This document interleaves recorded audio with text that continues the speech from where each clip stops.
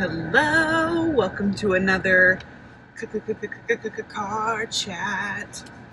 Do people still do promethazine?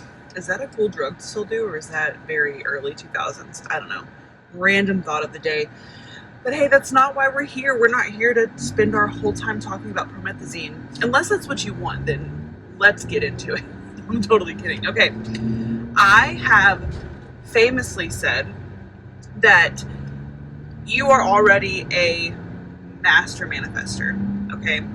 You are already so much more powerful than you fucking realize, okay? And let me just tell you one thing. Society benefits from you not realizing your power. But if you just heard me say that you're already a master manifester and you're like, Alyssa, you're so full of shit. No, I'm not.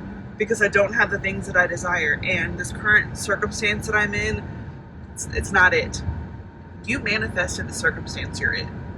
Oh, I know you don't want to hear that, but let me tell you something. As someone who prides himself on not only honesty, but authenticity and integrity, I'm going to tell you that the current circumstance you're living, you manifested it.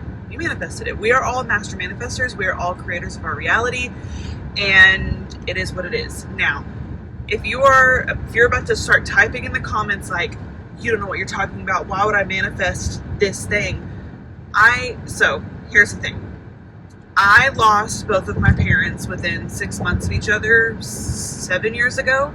My dad passed away first, and then my mom committed suicide 6 months later. Did I manifest those deaths? No, because if we're going to get down to the nitty gritty of it, how other people live their lives, what other people have going on, that's for their life, right? Like, yes, my parents' death affected me. It still to this day affects me, but it's not mine. You know, like their own unique journeys were for them to take, not for me. So if you're sitting here like, but why would I manifest having a parent who's an addict? Why would I manifest losing my parents within 6 months of each other? I'm talking about you. Your reality, what is your controllables, right? So if you're in a shitty relationship, you're with someone who abuses you, you have the power to leave. And if you're sitting here and you're like, but I don't, but you do. You choose your hard, right? It's hard being in an abusive relationship. It's hard leaving something that feels like your everything, your world. You got to choose your hard. Sometimes things are not easy, and that's kind of the whole point of this journey on earth, right? Well, I didn't manifest living in poverty, growing up in poverty, and living in poverty. But what are you doing to change that? So if you're not doing anything to actively change your circumstance, you are living in what you've manifested. You know what I mean? And the other thing too is we can't take our manifestations like so literal, right? Because here's the thing, if you're someone who's asking for more peace, the universe is going to give you opportunities to stand in your worth and in your value to demand peace, right? You're going to be presented with an opportunity because the universe likes to see action here, and also like you embodying the version of you who you say you're going to be. So if you say, I want to start demanding peace in my life, I want respect, I want people to take me seriously, you're going to be presented with opportunities to make that happen for yourself. And depending on how you go around those opportunities is exactly what you're going to be delivered, right? This is exactly why whenever you put your foot down with a boundary or a new thing that you desire to have in your life, or you're done putting up with someone else's shit, beautiful things happen because the universe is like, ooh, they actually are doing what they said they're going to do. Because here's the thing, words are empty at the end of the day. Words are empty at the end of the day. This is why you can sit here and say your affirmations in the mirror, like, I'm a millionaire, I'm a money magnet, I am beautiful, I am confident. But if you aren't like backing those things up, your subconscious mind hears that and is like, yeah, right, bitch. You can't even get up when you say you're going to get up in the morning. You can't even follow through with a workout routine, right? Like, how many times have you self-sabotaged and your subconscious mind clocks that as a reason to not believe your new beliefs that you're trying to implement, right? So if you are fed the fuck up with your current reality, if you are fed the fuck up with what you've already manifested, here's the good news. You have proof that you can manifest the things you really aren't too thrilled about. So why can't you manifest the things that would light you up, right? And it's not about, okay, well, I am manifesting $1 million to hit my bank account. So if that doesn't happen in the next 10 minutes, then I can't manifest. That's not manifestation. Okay, that is not manifestation, because here's the thing. Have you learned the feeling of the thing that it is you're trying to manifest? This is why the manifestation formula is be, do, and then have, right? Things don't just pop out of thin air. Opportunities come to you because, number one, you create your own circumstances. So if you're creating a circumstance and a reality around I'm broke, I'm poor, nothing ever good happens to me, that's going to be exactly what fucking happens to you, because your subconscious mind is like, oh yeah, okay, totally.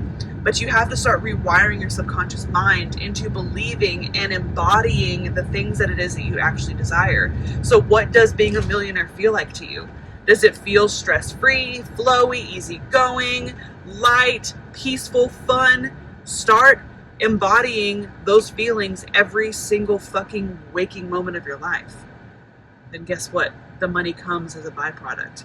That's the action piece. Because then you're going to be, when you're in the energy of flow and fun and peace and happiness, you're going to get these ideas and these downloads of what your action steps should be to receive the $1 million, right? But if you're sitting here with this pessimistic ass mindset of, yeah, right, I could never be a millionaire because I am not smart enough or good enough or funny enough, or only millionaires and billionaires, they're people that are that rich are piece of shit people and I'm not a piece of shit person, then you're fucking right. Then you will never become a millionaire, okay? Those who throw stones at glass houses, you know what I'm saying? You know what I'm saying? Because the people at the end of the day who bitch and complain about the 1%ers of the world are the same motherfuckers at the gas station buying scratch-offs, hoping and praying that they can win the Mega Millions, right? You cannot have a negative mindset about something that you desire and expect to have it, you know? And on that same fucking topic, the reason that you probably think that the millionaires and billionaires of the world are shit people is because you're believing someone else's narrative about them. You know what I mean? Because if you believed that people who held wealth were great people, then it would be a lot easier for you to also hold that wealth. And society would not be profitable if you too were a wealthy, had hands in wealth, and were someone who wealth was in your hands so that you could do good with it, right? And literally just yesterday, I was having lunch by myself, which was the first time that I've had lunch in a public place by myself since I gave birth to my son. And I'm eating lunch, and this mom, daughter, and their son, who's about my son's age, all come in to the restaurant. And I just lost it. I absolutely lost it. I'm crying at this table, eating a sandwich. And the reason I'm crying is because I got really angry, because I'm like, you know what? I shouldn't have to do motherhood alone without my mom. But my mom's not here, right? Like, she made a choice 7 years ago to not be here. And sometimes it rears its ugly head, and I feel grief around it. And this time I felt anger and grief. And so I'm crying. And this woman, random woman, came over to me, and she slid over a napkin to me, and I have it's in my seat, but it's under a bunch of shit that I have in my passenger seat right now, else I'd show you. And it says, everything's going to be okay, sending hugs, and then she signed her name. And I lost it even more, because I was like, you know what? People are genuinely good, but we are sold a narrative every single fucking day that people are dangerous, they're scary, they have bad intentions, that everyone wants to see you fail, and that's not fucking true. We are all connected in this hive mind consciousness, and we all genuinely fucking care for one another. And it's the people who consume the narrative that everyone is bad and everyone's out to get you, and beware of everything around you because you can't trust anybody, and all of that narrative. When you surround yourself with that type of energy, you become that energy. There's a famous saying, and this is generally used in like AA and NA stuff, that if you always go to a barbershop and you never get your hair cut, eventually you're going to get your hair cut.